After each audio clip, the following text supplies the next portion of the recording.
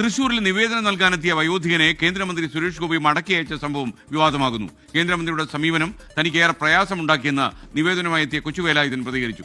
സുരേഷ് ഗോപി നടത്തിയ കലിംഗ് വികസന സൗഹാർദ്ദ സംവാദത്തിനിടെയായിരുന്നു ഈ സംഭവം അരങ്ങേറിയത്.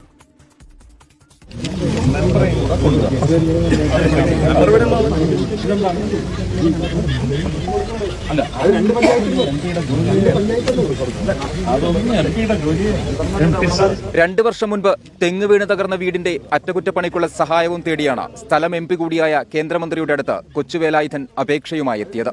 അതൊന്നും ഒരു MP യുടെ ജോലിയേയല്ല, പോയി പഞ്ചായത്തിൽ പറയൂ എന്നായിരുന്നു സുരേഷ് ഗോപിയുടെ പ്രതികരണം. ഇങ്ങനെയൊരു മറുപടി പ്രതീക്ഷിച്ചില്ലെന്നും ഏറെ പ്രയാസമുണ്ടാക്കിയെന്നും കൊച്ചുവേലായുധൻ. എനിക്ക് വളരെ വിഷമമായി.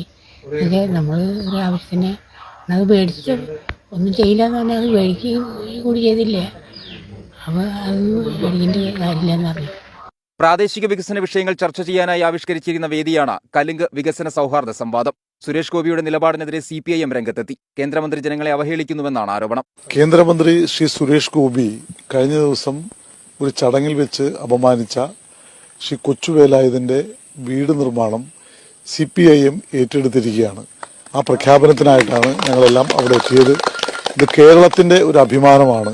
ഈ നാടിന്റെ സാധാരണ മനുഷ്യന്റെ ആത്മവിശ്വാസത്തെ തകർത്ത, ഒരിക്കലും ഒരു ജനപ്രതിനിധി നടത്താൻ പാടില്ലാത്ത ഒരു പ്രഖ്യാപനം നടത്തിയ കേന്ദ്രമന്ത്രിക്കെതിരായിട്ടുള്ള സർഗാത്മകമായ ഒരു പ്രതിഷേധമാണ് ഇത് ഏറ്റെടുക്കലിലൂടെ ഞങ്ങൾ നിർവഹിക്കുന്നത്. നാളെ മുതൽ ഇതിന്റെ പണികൾ ഞങ്ങൾ ആരംഭിക്കുക തന്നെ ചെയ്യും.